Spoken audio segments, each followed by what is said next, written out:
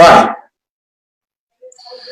Muito boa noite. Nesta segunda-feira, eu tenho a honra de receber meu colega de banca, Dr. Cristiano Zanin, que lidera a equipe de advogados que defende o presidente Lula, sobretudo no processo que o tirou das eleições presidenciais de 2018.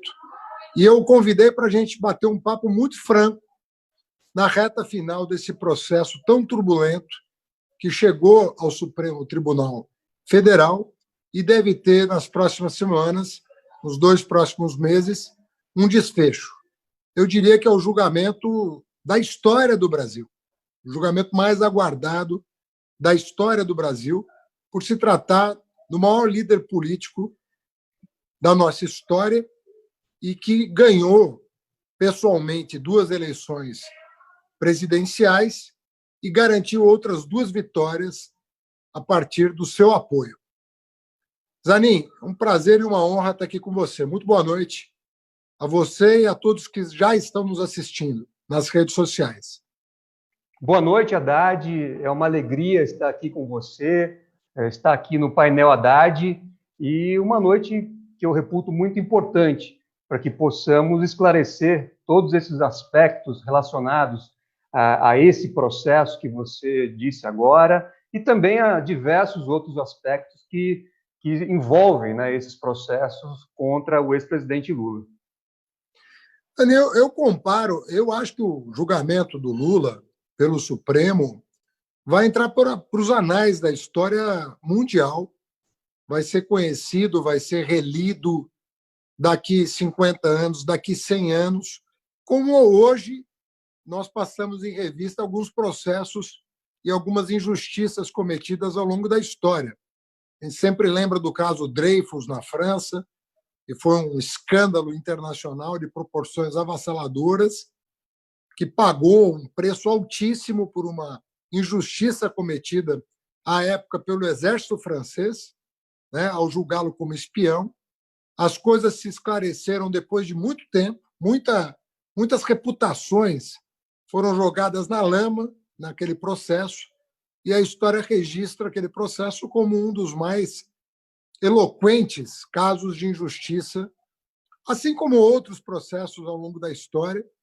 E nós estamos diante de um processo que vai ser lembrado por muito tempo nas faculdades de direito.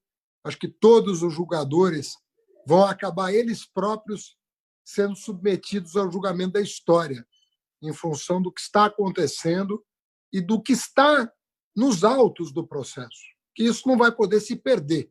Tem cópia de tudo, isso vai atravessar a história e esse processo vai ser reanalisado, independentemente do resultado.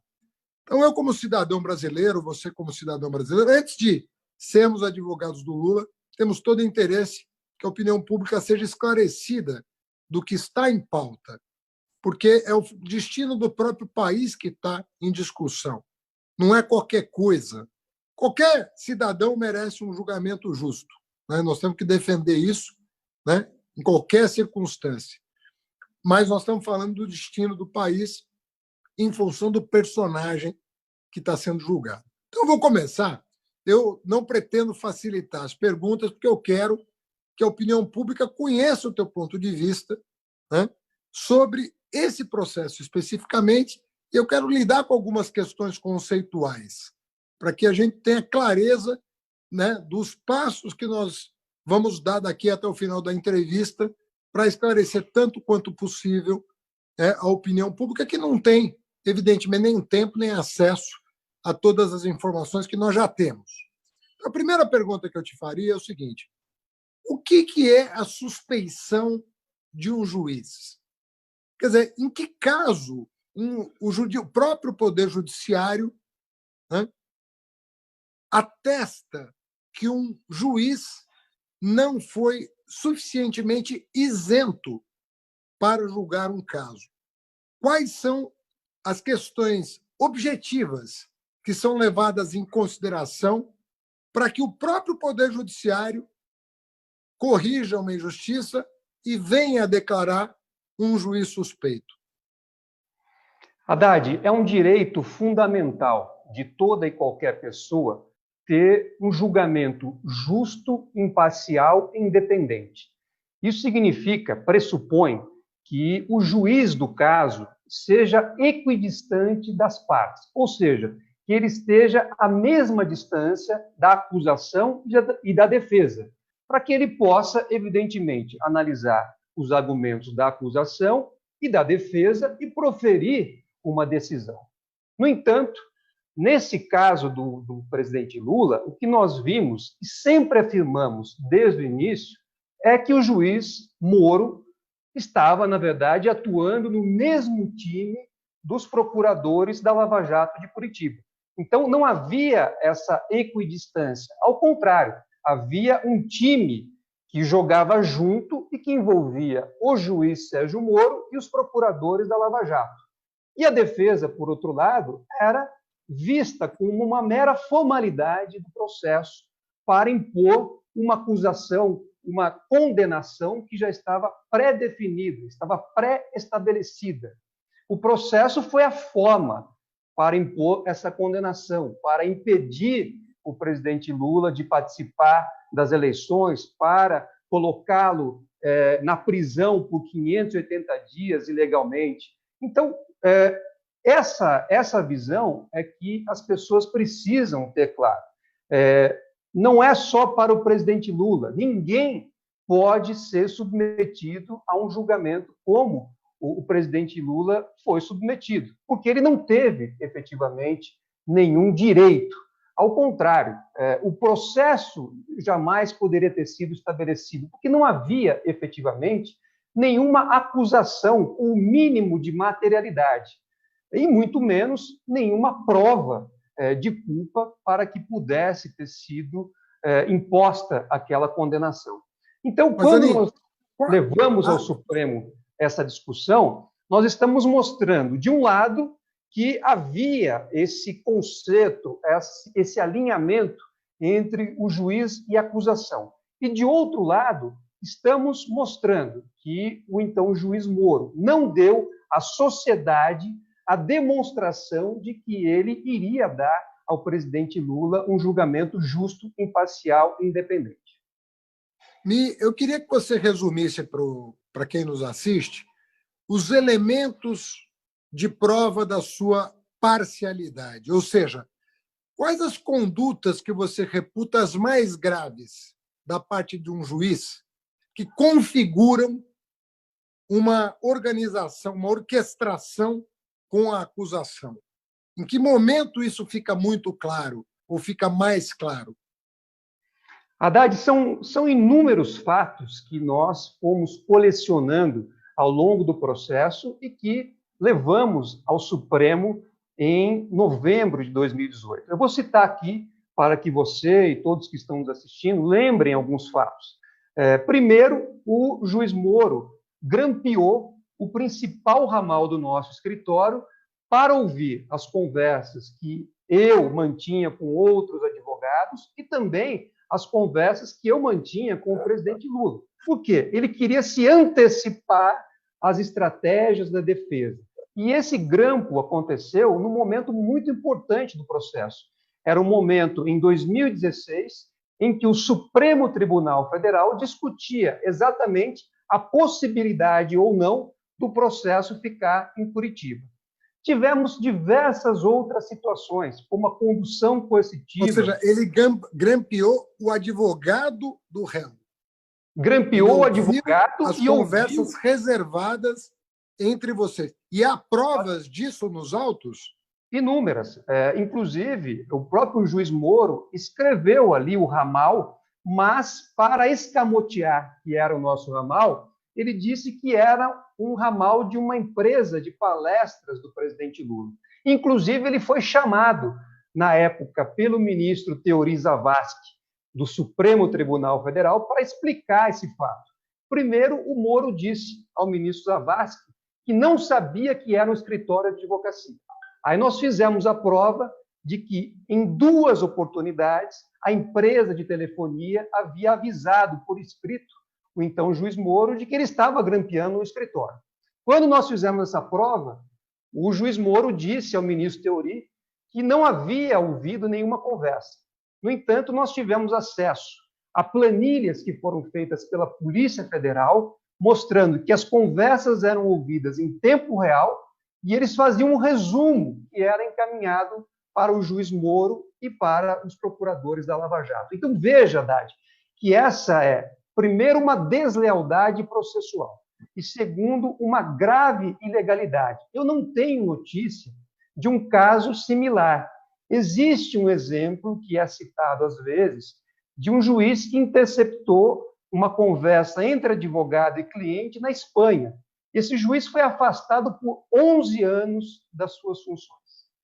E, no entanto, aqui no Brasil ainda não houve nenhuma consequência por esse grave ato do então juiz Moro. Mas esse é um dos fatos. Há inúmeros outros. Houve a condução coercitiva ilegal do presidente Lula, a gravação das conversas que o presidente Lula manteve e a divulgação dessas conversas, o que contraria frontalmente o texto legal.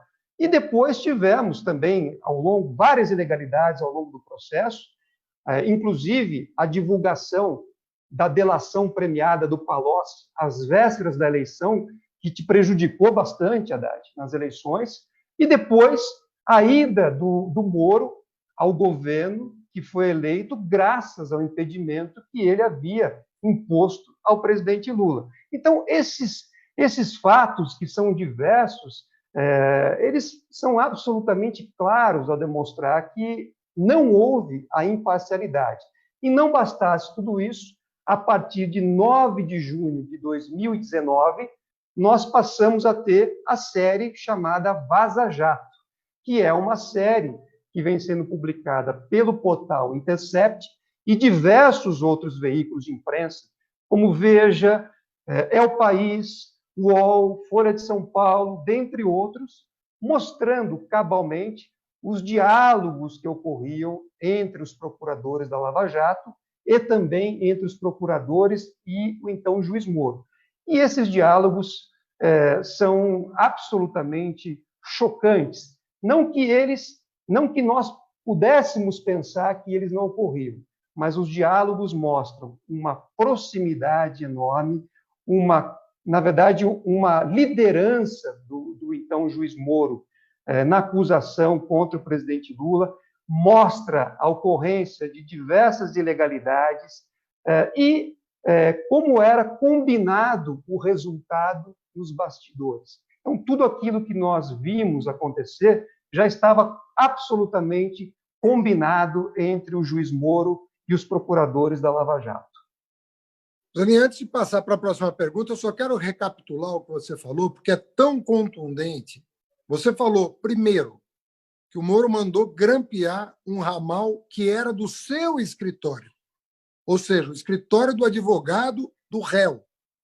2, que ele atestou que não sabia que era um escritório de advocacia quando há ofícios da própria operadora de telefonia alertando o próprio juiz que ele tinha mandado grampear um escritório de advocacia. 2 ofícios. 3, que ele disse que não ouviu as conversas quando está provado e demonstrado que ele recebia relatórios que eram feitos em tempo real enquanto as conversas aconteciam. Ou seja, a própria polícia fazia um relatório em tempo real e remetia ao gabinete do juiz. É isso que você acaba de dizer. Exatamente. E que isso está documentado. Isso, na verdade, está tudo documentado. Não é uma suspeita, não é algo que a gente imagina que aconteceu. Tudo isso está documentado. Esse é um caso, Haddad, que nós temos prova, a exaustão, de que tudo ocorreu fora da lei. Desde essa questão da interceptação dos advogados, como a condução coercitiva ilegal, o levantamento ilegal do sigilo, a participação de autoridades estrangeiras sem a observância das formalidades legais. Nós, desde 2018, nós temos um filme que foi anexado ao processo em que um procurador norte-americano diz que estava muito feliz pelo fato do presidente Lula ter sido condenado graças a uma colaboração informal e fora dos canais oficiais entre autoridades norte-americanas e os procuradores da Lava Jato. Haddad, você é advogado e sabe bem que nós temos aqui no nosso país um acordo firmado entre o Brasil e os Estados Unidos, prevendo que, em matéria de cooperação penal, devem ser observados os procedimentos que estão ali estabelecidos. É um acordo que foi aprovado pelo Congresso brasileiro e que foi sancionado à época pelo então presidente Fernando Henrique Cardoso. Quem está aqui nos assistindo pode procurar o decreto 3.810 de 2001 e vai ver qual é o procedimento que uma autoridade brasileira deve seguir quando busca a cooperação com órgãos estrangeiros. E nada disso foi seguido. A Lava Jato simplesmente descartou regras que foram aprovadas pelo Congresso Nacional e que foram sancionadas pelo presidente da República à época do Brasil.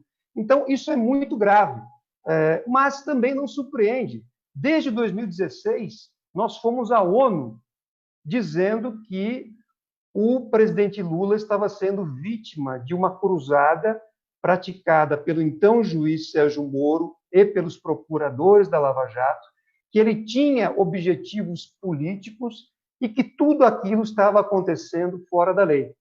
Tudo que nós dissemos foi se confirmando ao longo do tempo.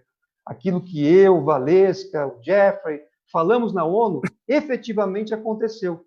O Moro se tornou um político, primeiro um aliado de primeira hora do presidente Bolsonaro, e agora está buscando uma carreira política solo. Tem algum problema isso? Não, desde que ele não tivesse usado do processo para combater os seus adversários, os seus inimigos políticos. Mas foi isso que ele fez, junto com autoridades estrangeiras que tinham objetivos geopolíticos e comerciais no nosso país. Nós sempre dissemos, Haddad, que os processos do presidente Lula não eram processos normais, não são processos que existe alguma dúvida, ao contrário, eles configuram aquilo que, desde 2016, nós afirmamos ser o lawfare.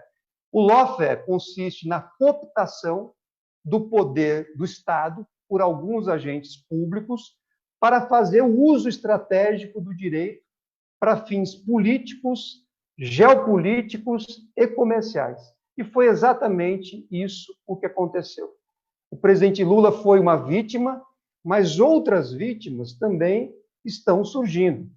Nós temos empresas brasileiras que estão sendo vítimas de uma legislação americana chamada FCPA, pela qual a jurisdição americana, os juízes americanos acabam expandindo as suas decisões para empresas brasileiras, aplicando multas elevadíssimas, dentre outras penalidades. Ou seja, os recursos do nosso país estão sendo drenados para os Estados Unidos por meios ilegítimos. E alguns procuradores da Lava Jato estão contribuindo ativamente para que isso aconteça. Zanin, eu vou rememorar uma outra coisa que você falou, mas só para seguir adiante, né? Você falou também que o Moro grampeou as conversas da própria presidente Dilma, além do horário permitido pelo seu próprio despacho, e vazou seletivamente aqueles telefonemas que ele achou que pudessem ser base para impedir o presidente Lula de assumir a Casa Civil. Eu queria que você comentasse esse aspecto um pouquinho, mas eu queria que você passasse em seguida para a questão da avaliação do recurso do Lula ao TRF-4, porque as pessoas perguntam, mas não foi só o Moro que julgou. Depois teve o recurso julgado pelo TRF-4.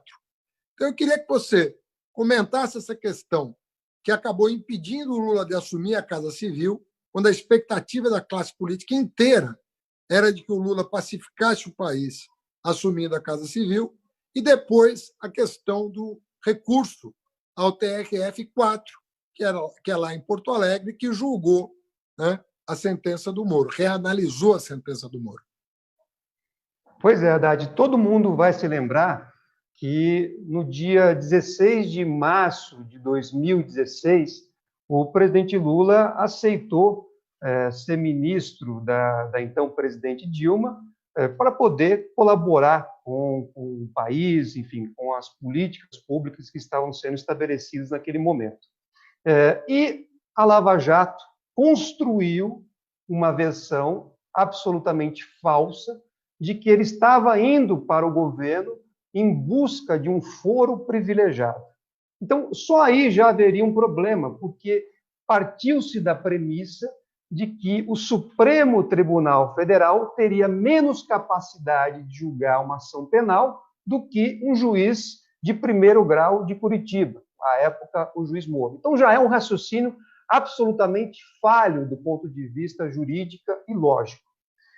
Para além disso, houve a construção de uma mentira, porque naquele período o presidente Lula manteve diversas conversas com políticos, aliados, inclusive comigo.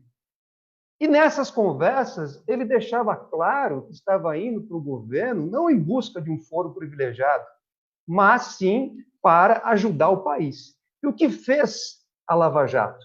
A Lava Jato simplesmente retirou do processo as conversas que mostravam que o objetivo do presidente Lula era efetivamente ajudar o país, ajudar o governo naquele momento. Retirou essas conversas. Inclusive comigo, viu, Zanin?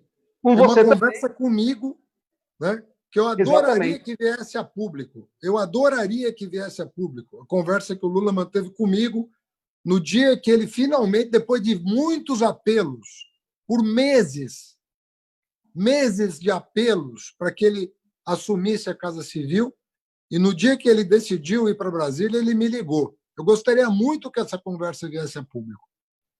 Porque o teor seria muito esclarecedor. São muitas conversas que foram tiradas do processo para sustentar uma mentira. E até o jornal Folha de São Paulo, Haddad, você certamente viu, no ano passado fez uma reportagem mostrando que 22 conversas foram simplesmente retiradas do processo. Ora, um juiz que age desta forma, que tira, não leva aos autos conversas que irão confirmar aquilo que está sendo dito pela pessoa que está sendo processada, como é que pode ser considerado um juiz isento, um juiz imparcial?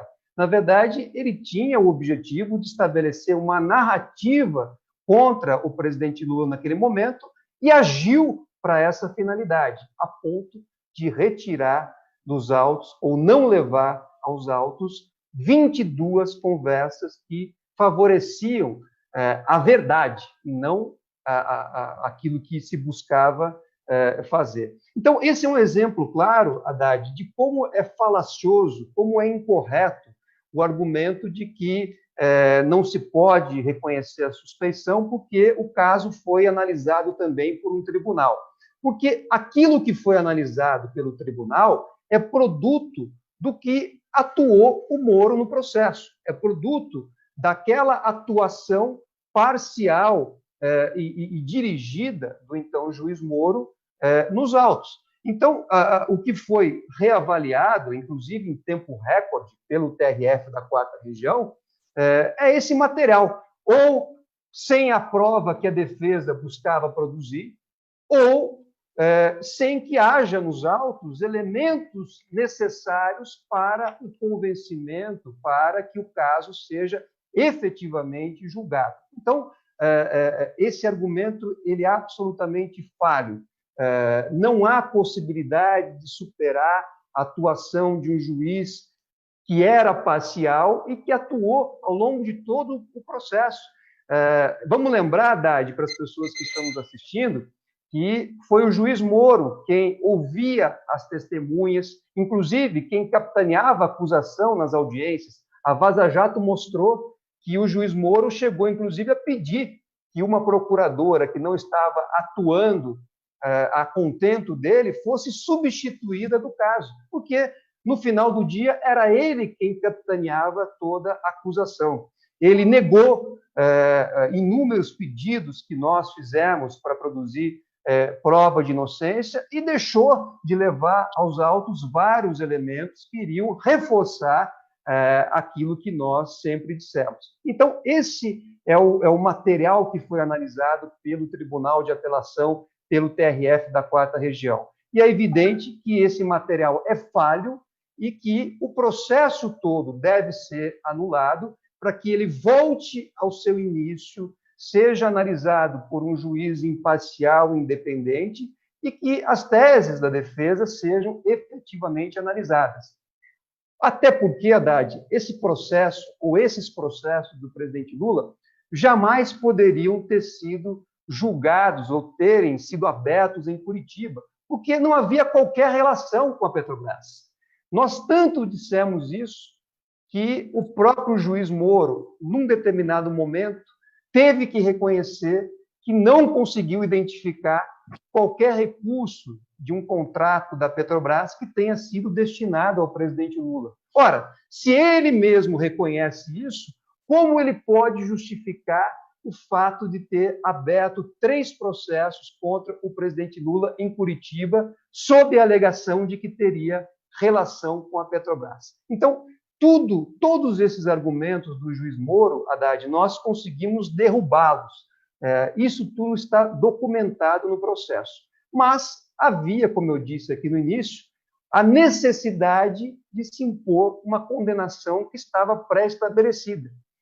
E por isso que não houve um recuo da própria Lava Jato de Curitiba em relação a essas condenações contra o presidente Lula. Ao contrário do que aconteceu em outros lugares. Nessa onda, Haddad, da Lava Jato de Curitiba, outros promotores chegaram a oferecer acusações sem nenhuma materialidade também contra o presidente Lula. No entanto, nesses outros casos que já foram julgados fora da Lava Jato de Curitiba, nós conseguimos em todos eles a absolvição do presidente Lula.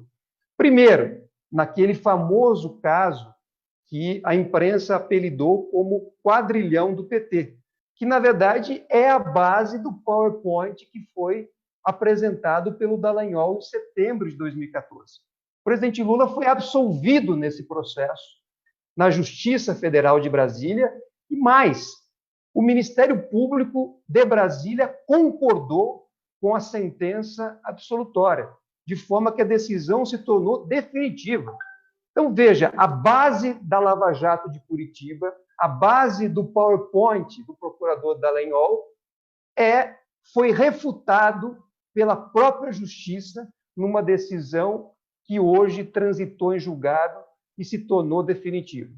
Tivemos um outro caso que foi baseado numa delação falsa do então senador Delcídio do Amaral, que também tramitou na Justiça Federal de Brasília.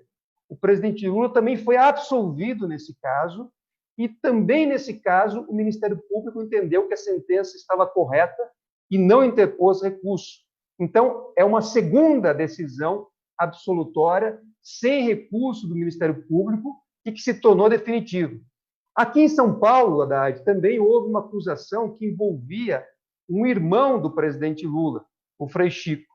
O presidente Lula foi sumariamente absolvido e, recentemente, o Tribunal Regional Federal da 3ª Região de São Paulo confirmou essa decisão. Então, o quadro que nós temos é tudo aquilo que foi julgado fora da Lava Jato de Curitiba, o resultado foi favorável. Nós obtivemos a vitória, a absolvição do presidente Lula. Lá em Curitiba, o resultado era pré-definido, era pré-estabelecido. Tinha o objetivo de tirar o presidente Lula das eleições. E isso, efetivamente, veio a ocorrer. Não, e pavimentou a vitória do Bolsonaro e agora a carreira política do Moro, né? Então, as consequências políticas disso são tremendas para o futuro do país. Mas eu queria te fazer uma pergunta, Zanin. Não sei se você teve a oportunidade de ver uma entrevista que eu dei para o Roda Viva, em que eu fiz um seguinte raciocínio.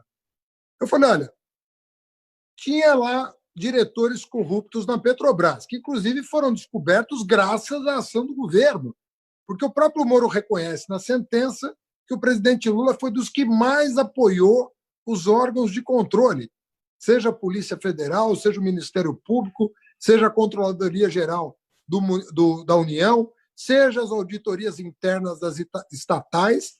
O Lula nunca foi acusado de obstruir a justiça, muito pelo contrário, reforçou todo esse bloco de sufocamento à corrupção, e foi daí que saíram, inclusive, as ações contra os corruptos, dentre os quais alguns diretores da Petrobras. Muito bem. Então, chegou-se a corrupção lá na Petrobras, os diretores com dinheiro no exterior. Isso, felizmente, aconteceu e tinha que acontecer. É papel do governo é criar as condições para que os corruptos sejam identificados. Não é fazer o que o Bolsonaro faz, que é tentar driblar a justiça. Bom, mas daí você tem a presidência da Petrobras, você tem a auditoria interna da Petrobras, você tem o conselho de administração da Petrobras. Só aí você está falando de mais de uma dúzia de pessoas. Você tem o ministério ao qual a Petrobras é ligada, que é o Ministério das Minas e Energia, que tem lá a sua direção. Depois você tem a Casa Civil, que é um anteparo entre os ministros e o próprio presidente. Nessa cadeia de responsabilização, você não tem ninguém sequer como réu. E aí você tem a punição do presidente da República por um ato de ofício indeterminado.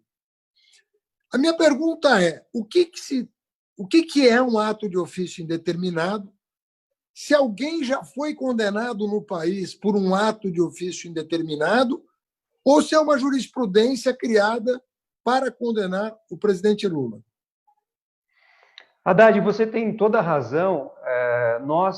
Ao longo do processo, nós ouvimos muitas testemunhas, diversas, inclusive pessoas que fizeram auditorias na Petrobras, auditorias internas, auditorias externas, pessoas contratadas pelos bancos que fizeram, na época, operações envolvendo ações da Petrobras, e todos eles disseram, à unanimidade, que não identificaram nenhum ato à época de corrupção, muito menos que pudesse ter qualquer relação com o presidente Lula. E, efetivamente, a presidência da República está bastante distante da atuação do dia a dia da Petrobras. A Petrobras tem o seu próprio corpo diretivo, que é, inclusive, eleito pelo Conselho de Administração da Petrobras. Então, se aconteceu algum problema dentro da Petrobras, isso, evidentemente, está muito distante da presidência da República. E mais, para que houvesse alguma hipótese de responsabilização do presidente da República, seria necessário que a acusação tivesse demonstrado um ato específico que tivesse sido praticado pelo presidente da República. Aliás, um ato da sua atribuição enquanto presidente da República. Somente assim poderia ter havido o chamado crime de corrupção. No entanto, evidentemente, nós fizemos a prova de inocência do presidente Lula. Não só a acusação não fez a prova da culpa, como nós fizemos a prova da inocência. E, diante disso, o então juiz Moro, na sentença, não tinha um ato que ele pudesse descrever que o presidente Lula tivesse praticado para obter qualquer tipo de benefício pessoal. Então, o que fez o juiz Moro à época? Ele recorreu a um ato indeterminado. Ele diz que o presidente Lula seria condenado por um ato indeterminado. Inclusive, citou um julgado de um tribunal americano para tentar dar amparo a esta decisão, era um tribunal de apelação americano, que nós provamos que foi superado pela Suprema Corte norte-americana. Então, veja, os erros, inclusive jurídicos, que foram cometidos. Uma condenação com base em atos indeterminados, que é absolutamente estranha ao direito penal, porque o direito penal pune condutas específicas e não atos indeterminados. Senão, todo aquele que está aqui nos assistindo, Haddad, se eu não gostar de uma determinada pessoa que está aqui nos assistindo, eu posso dizer, olha, você vai ser condenado por um ato indeterminado. E aí vira, efetivamente, a justiça do inimigo, dá a possibilidade da prática do lawfare. E tanto mais que o Moro tentou justificar essa conduta, até mesmo num julgado americano, que nós mostramos que até mesmo nos Estados Unidos foi superado depois por um julgado da Suprema Corte daquele país. Então, tudo isso é muito grave, mas mostra o quanto esse processo do presidente Lula tramitou sem que a opinião pública soubesse efetivamente do que estava acontecendo. Porque, naquele momento, interessava dar valor absoluto ou quase absoluto àquilo que os procuradores e o então juiz Moro diziam. E aquilo que nós mostrávamos e provávamos era deixado de lado, era tratado como algo, uma espécie de um esperneio, quando hoje não se pode ter dúvida de que tudo aquilo que nós dissemos era o correto e o que efetivamente veio acontecer. Você conhece algum político que tenha sido condenado criminalmente por ato indeterminado? Porque até a improbidade administrativa, que não é criminal, né? Ou seja, que não impõe uma pena privativa de liberdade, até na improbidade administrativa você é obrigado a reconhecer um ato formal, né? Um envolvimento direto do administrador com a conduta irregular. Você conhece alguém que tenha sido condenado criminalmente por um ato indeterminado no Brasil? Não, tem isso algum precedente? Não, isso absolutamente não poderia, jamais poderia ter acontecido, nem com qualquer político, agente público, pessoa pública ou com qualquer pessoa anônima. Isso é simplesmente incompatível com a lei. O direito penal, Haddad, eu acho que as pessoas precisam aqui ter essa atenção, ele pressupõe uma conduta definida no tempo e no espaço. Você jamais pode condenar alguém sem mostrar que essa pessoa praticou uma conduta criminosa, tal como definida em lei, numa situação absolutamente definida no tempo e no espaço. E é tudo isso que a sentença do Moro não tem. Ou seja, não há precedente de uma condenação desse tipo. Nem no Brasil e nem em outro lugar. Muito bem. É até interessante, Haddad, que muitas vezes se buscou, por exemplo, quando não havia prova contra uma pessoa, aplicar aquilo que se chamou de teoria do domínio do fato. Pois bem, o autor dessa teoria, que é um alemão, chegou a dar uma entrevista a um jornal brasileiro dizendo: vocês estão aí no Brasil aplicando equivocadamente aquilo que eu criei na Alemanha.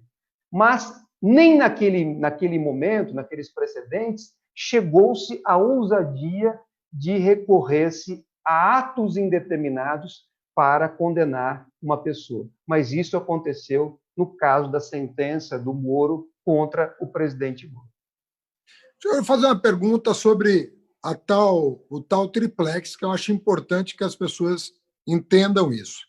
Então, em primeiro lugar, você vai me corrigindo, né, se eu estiver equivocado em algum dado. Dona Marisa tinha um apartamento um apartamento comum, naquele prédio, exatamente no prédio objeto da nossa discussão. Apartamento declarado para o imposto de renda, para a Receita Federal, tinha cotas desse apartamento, tinha feito pagamentos que, inclusive, foram depois reembolsados, se eu não estou enganado, já foram reembolsados a pedido da própria Justiça, que reconheceu que ela era a legítima proprietária de uma unidade tipo, ou seja, não era cobertura, e anos depois de deixar a presidência, o presidente Lula fez reconhecidamente uma visita à cobertura deste prédio onde ele tinha um apartamento para verificar do seu interesse em fazer essa permuta, pagando eventualmente uma diferença. E nessa única visita que ele fez a esse prédio, anos depois de deixar a presidência, e para o qual ele nunca mais se dirigiu, né?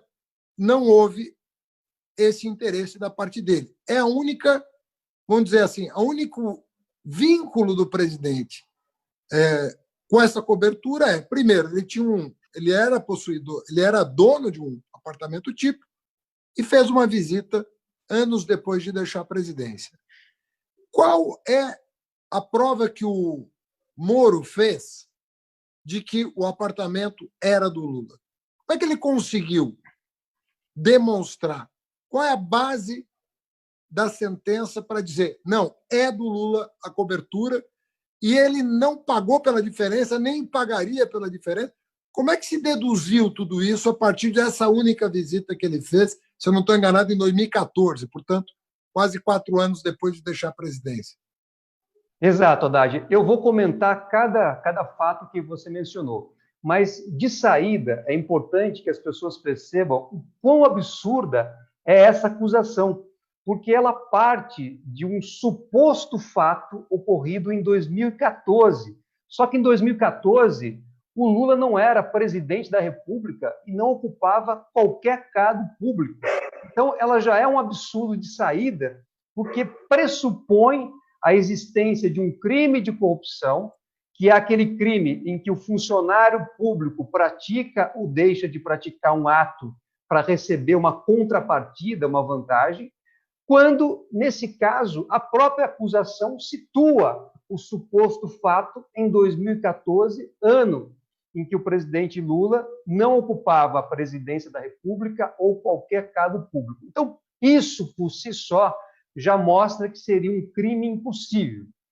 Segundo, a dona Marisa havia comprado, em 2006, uma cota de uma cooperativa chamada Bancop, que, uma vez pagas todas as parcelas, daria direito a ela a um apartamento que estava especificado ali na cota.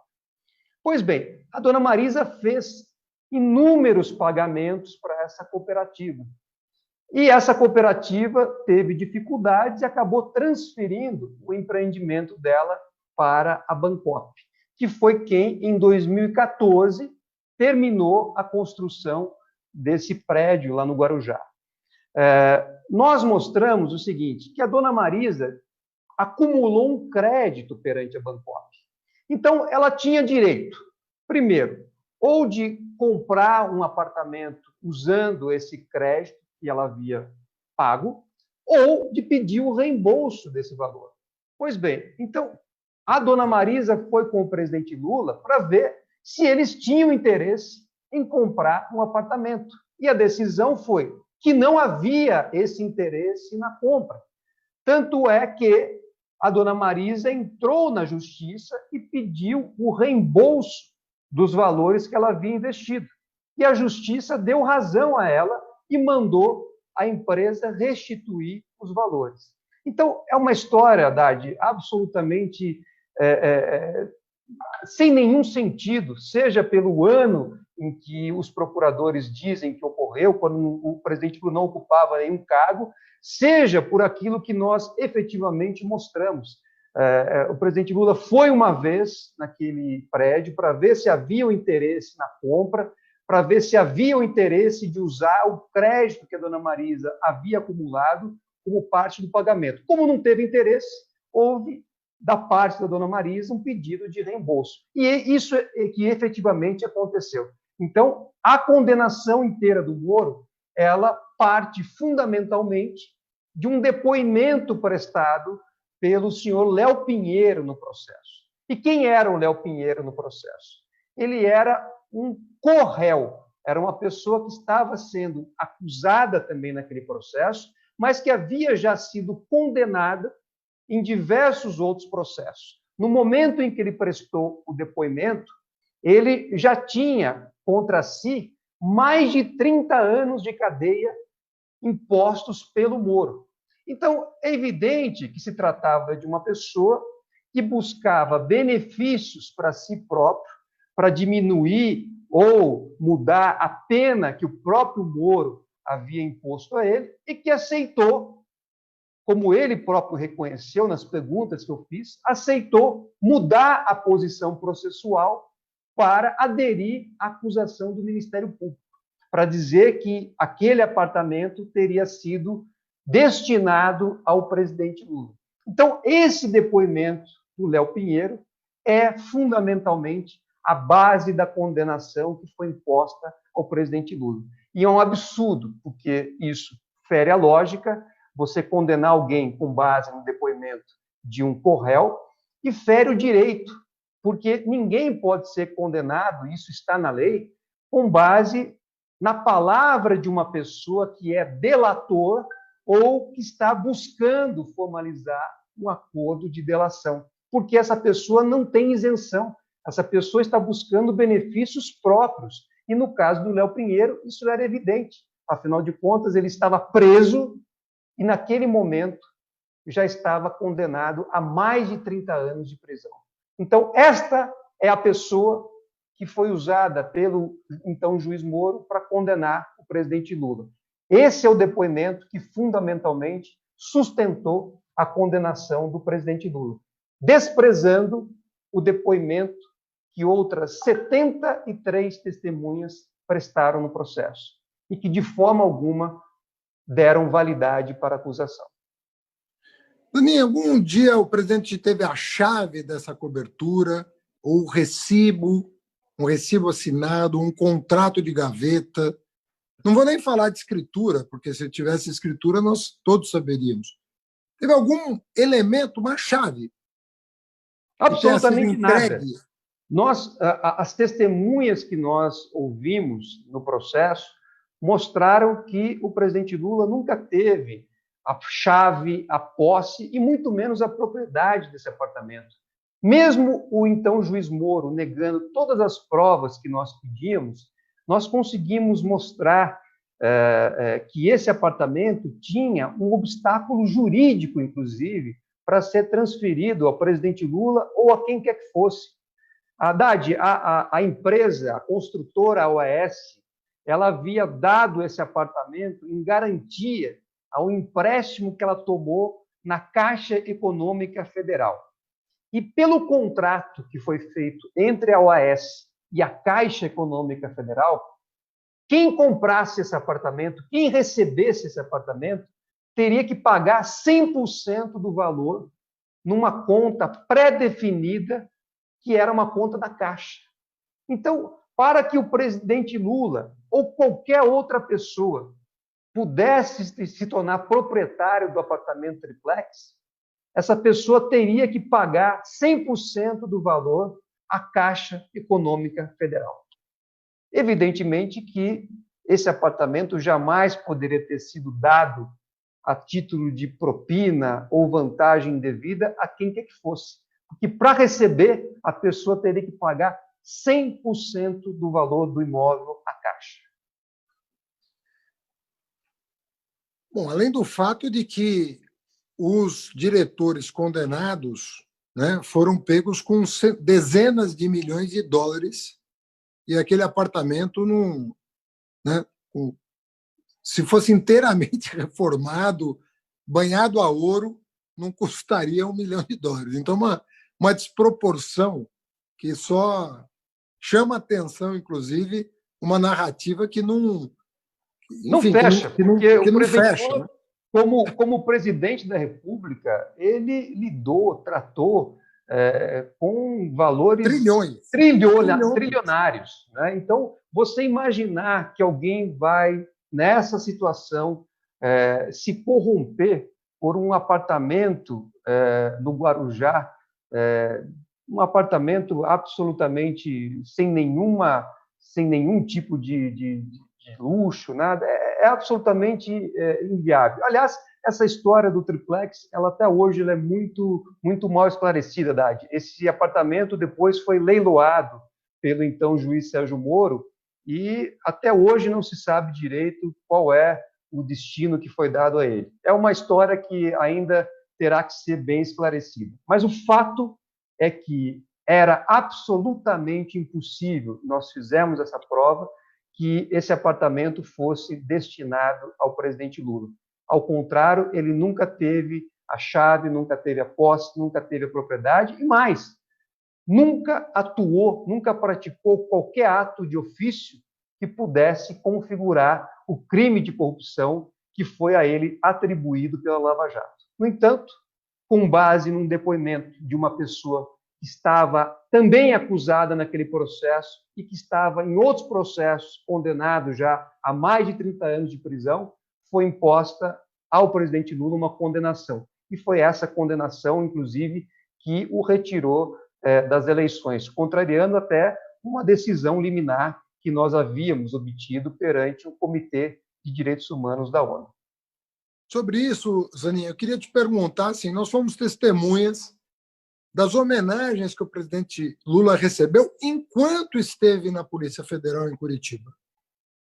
Lula recebeu o título de doutor honoris causa, Lula recebeu o título de cidadão parisiense, e o Lula recebeu também, né, conseguiu uma liminar na ONU para que, valendo-se de um acordo estabelecido pelo Brasil e validado pelo Congresso Nacional, recebeu uma liminar para, sim, concorrer às eleições de 2018. Estou falando dos 3 casos mais eloquentes. Imagina um Paris, né? Porque os vereadores, entre aspas, de Paris, é que concederam o título para o Lula. Não foi só a prefeita, que, aliás, nos recebeu em Paris para conferir pessoalmente o título, né? Título de doutor honoris causa durante a sua permanência na Polícia Federal, né? E esse reconhecimento da ONU de que, no mínimo, havia uma coisa muito estranha e de que o povo devia ser ouvido, porque, no fundo, o que a ONU disse foi isso. Olha, a dúvida é tão grande que é melhor ouvir o povo. A soberania popular está acima disso tudo. Então, como há dúvida sobre o processo, que o povo dê o veredito final. Se elegeu o Lula, toma posse e governa. Por que é tão mais fácil esse debate fora do Brasil do que dentro do Brasil? Será que isso não é uma prova adicional de que há muitos interesses envolvendo esse processo e de que ele, de fato, não é um processo jurídico que transcorreu normalmente? Até porque o destino desse processo vai escrever e reescrever, eu diria, a própria história do país. Então, eu queria que você situasse quem nos assiste sobre essa questão internacional. Os maiores juristas que eu conheço pelo nome, né, argentinos, italianos, já se manifestaram sobre esse processo por escrito, não só em entrevistas. Você falou do Maxim, da Alemanha, enfim, vários juristas já se manifestaram. No Brasil, mais de uma centena de juristas escreveram um livro sobre a sentença, de próprio punho ali, tudo assinado, né? Pessoas que não receberam um tostão de prolabore para escrever esses ensaios sobre a sentença, né? Escreveram porque se indignaram com a injustiça da sentença. Quanto você acha que isso vai fazer diferença daqui para frente? Haddad, você tem toda a razão. Eu acho que existe uma comunidade jurídica que está em choque. E não só no Brasil, como no mundo. Valesca e eu tivemos a oportunidade de estar com alguns dos mais renomados juristas do mundo. Eu vou citar aqui apenas o exemplo do professor Luigi Ferraioli, um professor italiano, que é uma referência mundial. Inclusive, muitas pessoas vão à Itália, brasileiros vão à Itália para serem orientados pelo professor Luigi Ferraioli. O professor Luigi Ferraioli é absolutamente categórico ao reconhecer a nulidade e a ilegitimidade desses processos contra o presidente Lula. E não é que ele tenha uma posição pré-concebida em favor do presidente Lula. Nós fomos a ele, descrevemos tudo aquilo que estava acontecendo no Brasil, mostramos a eles parte do processo, peças processuais, a sentença do então juiz Moro, e, ao final, ele ficou estarrecido. Não só ele, como diversos outros. Pegar, por exemplo, a jurista norte-americana Susan Ackerman, que sempre foi citada pelos procuradores da Lava Jato como uma referência, ela também subscreveu um manifesto internacional se dizendo chocada com aquilo que está acontecendo no nosso Brasil. Então, isso é muito preocupante, Haddad, porque, no final do dia, o que está em jogo é a própria reputação, é a respeitabilidade da justiça brasileira. Nós não estamos fazendo uma crítica genérica a todos os juízes e procuradores. Ao contrário, nós estamos dizendo que um grupo de procuradores, junto com então o juiz Sérgio Moro, colocou em xeque a credibilidade do sistema de justiça brasileiro ao impor condenações absolutamente descabidas, porque queriam atingir um inimigo político, que era o presidente Lula, porque queriam praticar um lawfare contra o presidente Lula. Mas foi isso o que aconteceu.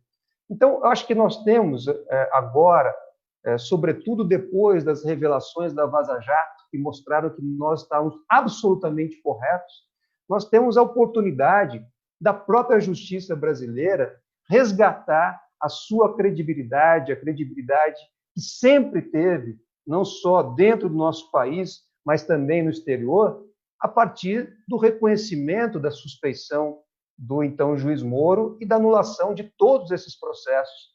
Porque, certamente, o Tribunal da História vai reconhecer isso, mas nós queremos que a própria justiça possa se restabelecer a sua credibilidade, que foi afetada, repito, não pela atuação da grande maioria dos juízes, mas sim pela atuação de um juiz junto com um grupo de procuradores. Lenin, para a gente concluir essa conversa, que eu acho que foi muito esclarecedora para quem não acompanhou desde o começo, que nós condensamos aqui em 1 hora de conversa os eloquentes sinais de que há um problema muito concreto com esse processo, que isso precisa ser revisto, que a história do país está em jogo. Isso valeria para qualquer cidadão brasileiro. Nós nos indignaríamos com qualquer injustiça cometida contra quem quer que seja, mas nós estamos falando do maior líder político da história do Brasil, que depois de concorrer 3 vezes a presidente da República, ganhou na 4ª para se reeleger, para fazer a sucessora, para mudar a história do Brasil. Enfim, nós estamos falando de uma coisa muito particular e que tem muito a ver com as nossas perspectivas futuras, de que tipo de país a gente quer ser. Porque qual é o sinal que nós vamos estar dando para as próximas gerações? Se comportem e não queiram mudar o Brasil para melhor, porque senão vocês vão sofrer as consequências disso. É isso que nós vamos estar dizendo para a juventude? Olha o que aconteceu com o Lula. Se comportem aí, não queiram transformar o Brasil, não queiram mudar esse país para melhor. Aqui tem dono, aqui tem quem manda. É isso que nós vamos estar dizendo? Ou participem da vida política, tragam novas ideias, queiram transformar o Brasil, vamos melhorar o nosso país, nós temos um longo caminho pela frente. É um sinal muito forte que nós vamos estar dando para as futuras gerações. É uma coisa muito intensa. Eu acho que as pessoas não têm a dimensão do significado desse sinal que a sociedade brasileira estará emitindo ao concluir esse processo. Então, eu queria que você, como cidadão, como advogado, alguém que padece o dia a dia, né? Porque é um sofrimento muito grande, né? Ainda mais vendo a situação que o país se encontra, né? Ainda mais doído ainda, né? Eu queria que você dissesse assim, qual é a tua expectativa? Você acha que o julgamento ocorrerá esse ano? E se a defesa está absolutamente convicta de que todos os elementos dos autos corroboram tudo o que foi dito aqui e que não há razão, portanto, para que essa sentença prevaleça e que o Lula, portanto, terá os seus direitos políticos readquiridos. Qual é a real do advogado Zanin, mas também do cidadão Zanin, sabendo tudo o que vocês viveram até aqui? Né? É um show de horrores o que aconteceu até aqui. Você tem esperança de que a justiça ponha termo a esse processo que parece não ter fim? Eu tenho sim, Haddad. É claro que nós não podemos precisar o momento em que esse habeas corpus será julgado, mas nós acreditamos na força jurídica dos argumentos que nós levamos a esse habeas corpus e que depois foram confirmados, foram reiterados por diversos outros fatos que vão da Vaza Jato até o livro lançado pelo então Procurador-Geral da República, Janot, reconhecendo que houve uma caça ao presidente Lula, e diversos outros fatos. Então, nós temos realmente muita certeza na força jurídica dos argumentos e das provas que nós apresentamos à Suprema Corte para que seja reconhecida a suspeição do ex-juiz Moro e, consequentemente, para que todos os processos da Lava Jato de Curitiba contra o presidente Lula sejam anulados,